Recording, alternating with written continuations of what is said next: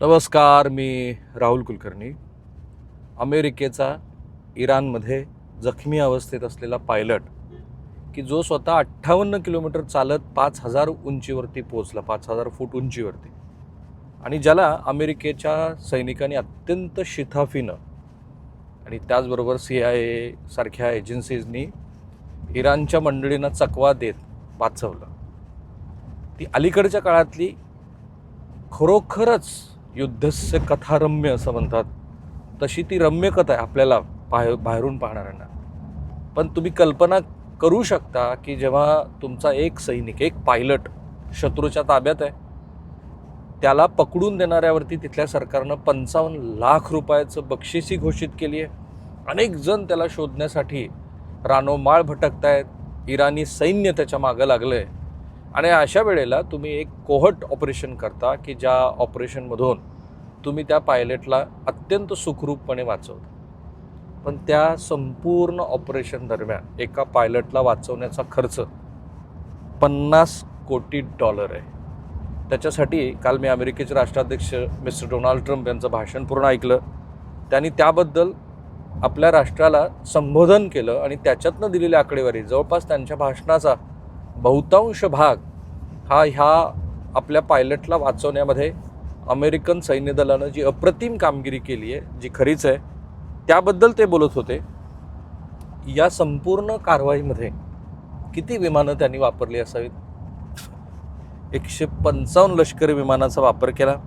या मोठ्या मोहिमेमध्ये 4 बॉम्बर, 64 लढाऊ विमाने, 48 इंधन पुरवठा करणारी टँकर विमानं आणि 13 बचाव विमानं सहभागी होती.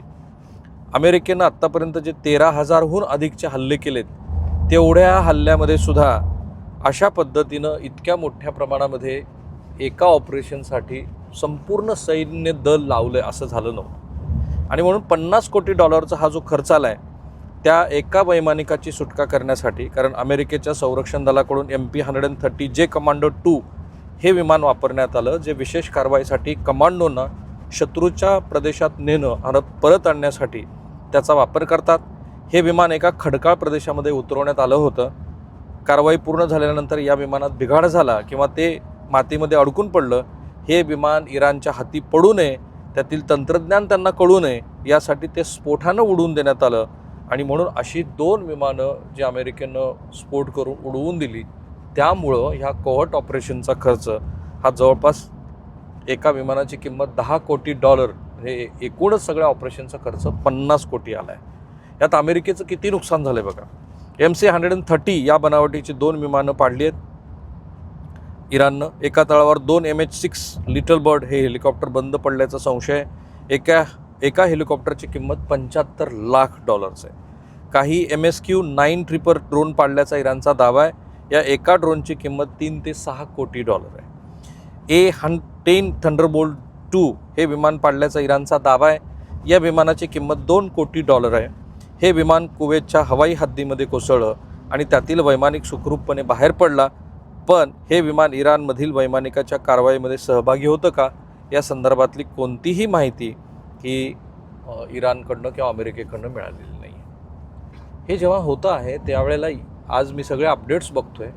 कदाचित मिस्टर ट्रम्प यांनी ज्या पद्धतीची भाषा वापरली, म्हणजे ते इराणला हरामखोर वगैरे म्हणणारे, एखाद्या राष्ट्राध्यक्षानं आणि अमेरिकेसारख्या प्रबळ देशाच्या राष्ट्राध्यक्षानं वापरलेले हे शब्द पाहता कदाचित मिस्टर ट्रम्प यांनी जो इशारा दिला ती मुदत आज संपते.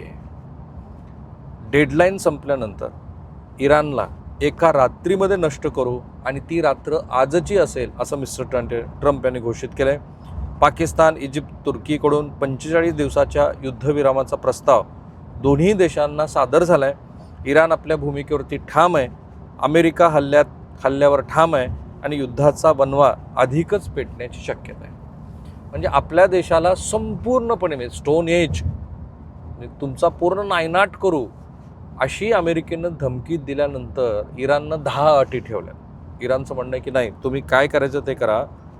एक अट आहे, अमेरिका आणि इस्रायलनं तात्काळ हल्ले थांबवावेत. दुसरी अट आहे, भविष्यात हल्ले पुन्हा होणार नाहीत त्याची हमी द्या. तिसरी अट आहे, कायमस्वरूपी तोडगा काढावा. चौथी अट आहे, प्रदेशातील स्थैर्य बिघडवणाऱ्या कारवाया थांबवा. 5वी अट आहे पायाभूत सुविधांवरचे हल्ले थांबवावेत. 6वी अट आहे समुद्री मार्ग सुरक्षित खुले ठेवा. 7वी अट आहे पश्चिम आशियातील देशांनी प्रादेशिक सुरक्षा फ्रेमवर्क तयार करावं. 8वी अट आहे यात बाहेरील कोणाचाही हस्तक्षेप नसावा. 9वी अट आहे अणुकार्यक्रमात पारदर्शकता ठेवू पण शांततेच्या मार्गानं. 10वी अट आहे नुकसानीची भरपाई द्यावी. जर या नुकसानीची भरपाई मिळाली तरच आम्ही या युद्धामध्ये उतरू. बरं, गंमत अशी आहे की इराणचं स्वतःचं जे लष्करी आणि राजनैतिक नेतृत्व आहे ते एकानंतर एक संपत चाललं आहे. इराणच्या रिव्होल्युशनरी गार्डच्या गुप्तचर विभागाचे प्रमुख आहेत माजिद खादेमी आणि कुर्द्स फोर्सचे युनिट 840चे कमांडर आहेत असगर बाक्री यांना सोमवारी एका हल्ल्यात ठार मारण्यात आले. इराणच्या सरकारी माध्यमांनीच ही माहिती दिली आहे. खादेमी व बाक्री यांच्या हत्येची जबाबदारी इस्रायलचे पंतप्रधान नेतन्याहू यांनी स्वीकारत त्याच्याबद्दलचा हर्ष व्यक्त केलेला आहे. इराणवरती काल आणि दिवसभरात आजही सर्वाधिक हवाई हल्ले झालेत. युद्ध सुरू झाल्यापासून इतर कोणत्याही दिवसाच्या तुलनेत अमेरिकन सैन्य इराणवरती अधिकात अधिक जोरदार हल्ले करत आहेत.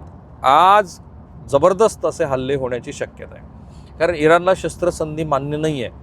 इराणचं असं म्हणणं आहे की आम्हाला हे जे माजिद खादेनी आहेत जे इराणमधले एक वरिष्ठ लष्करी अधिकारी होते ते इस्लामिक रिव्होल्युशनरी गार्डचे प्रमुख होते आणि ते हायली एज्युकेटेड म्हणजे इराणमधली बहुसंख्य लोकसंख्या ही उच्च विद्याविभूषित आहे.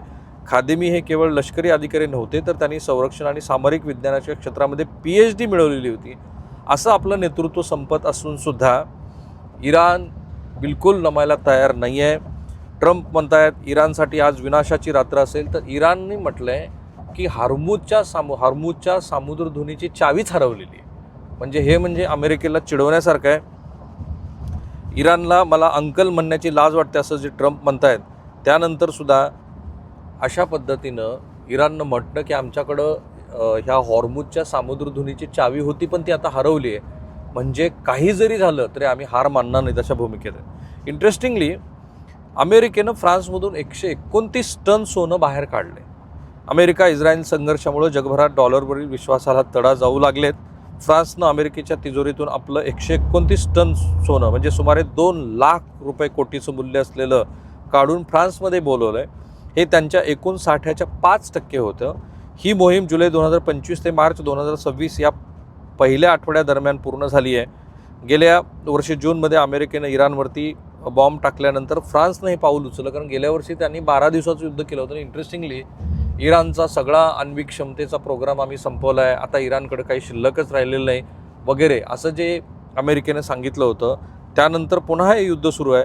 फ्रान्सकडं आता 2434 टन सोनं पूर्णपणे देशांतर्गत तिजोरीत सुरक्षित आहे आणि आता असं दिसतंय की या सगळ्या संदर्भामध्ये वेगवेगळ्या पद्धतीनं जागतिक पातळीवरती प्रयत्न होताना दिसत आहेत. आता आपल्या देशाच्या दृष्टीनं महत्त्वाचं काय, भारत चाबहार बंदरगाह संदर्भामध्ये अमेरिकेशी बोलतोय. कशामुळे बोलतोय? कारण चाबहार बंदरा संदर्भामध्ये भारतासाठी जी सूट दिली होती ऑक्टोबर 2025 अमेरिकेनं भारताला 6 महिन्याची निर्बंध माफी दिली होती की तुम्ही ते चाबहार बंदर डेव्हलप करा, त्याला ऑपरेशनल करा. आता ती मुदत संपती आहे. तसंच रशियाकडून आपण जे क्रूड ऑइल खरेदी करण्यासाठी अमेरिकेनं जी मुदत दिली होती तीही या महिन्याच्या अखेरीस संपती आहे. दोन्हीही पातळीवरती भारत सरकारचे प्रयत्न आहेत की अमेरिकेबरोबर चर्चा करायची आणि या बंदरासाठी म्हणजे चाबहार बंदरासाठी जो 10 वर्षाचा आपण करार केला आहे इंडियन पोर्ट ग्लोबल लिमिटेडनं हे चाबहार बंदर चालवण्यासाठी, तर ते चाबहार बंदर चालवण्यासाठी अमेरिकेनं जी मुदत दिली होती भारताला त्याच्यामध्ये कुठेतरी वाढ करून घेऊन ते संपूर्ण बंदर हे 10 वर्ष आपल्याला ऑपरेशनल करण्यासाठी परवानगी मिळावी असा भारताचा आता अमेरिकेकडे पुन्हा विनंतीचा भाग असणार आहे. कोणाची काही इच्छा असतो, अमेरिका ही सुपर पॉवर आहे, अमेरिकेचे अनेक इंटरेस्ट मिडल ईस्टमध्ये गुंतलेले आहेत. त्यामुळे भारताच्या सार्वभौमत्वापेक्षा भारताच्या व्यापारी इंटरेस्टवरती अमेरिकेचं लक्ष आहे आणि म्हणून तिथे अमेरिकेची परवानगी घेणं अपेक्षितच आहे.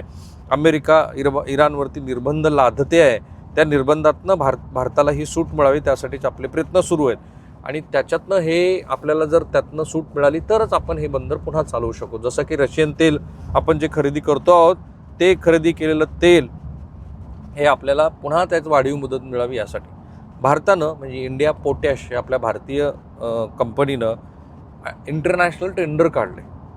ते 25 लाख टन खताच्या खरेदीसाठी आहे.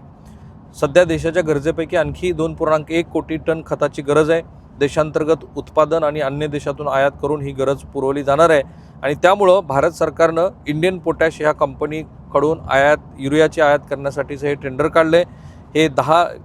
हे जे टेंडर आहे याच्यातनं आपल्या शेतकऱ्यांच्या दृष्टीनं आपल्याला किती खत पुरवठा करता येऊ शकतो असा प्रयत्न भारत सरकारचा आहे, ज्याच्या माध्यमातून भारत सरकार खताचा पुरवठा सुरळीत करण्याच्या प्रयत्नात आहे.